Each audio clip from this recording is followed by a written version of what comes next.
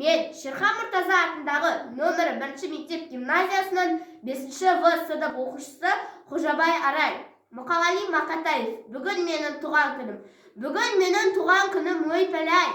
Мына адамдар неге жатыр тойламай? Банкет жасап берер едім өзім-ақ. Тәңірдің бір жарытпай-ақ қойған-ай. Мына дүние неге жатыр үндемей? Алаулатып тойдың шоғын үрлемей. Құшақ-құшақ гүл шоқтарын лақтырып, мынау шапан, мынау атым міндемей. Мынау жұртқа жақпады ма әлденем? Бекер өмір сүргенмін бе әлдеме? Халқым, сені қасиетіңді білем деп, босқа өмір өтті мекен әуремен. Айтамын деп қуанышың мұңынды, басқа арнаға бұрдым әлде жырымды.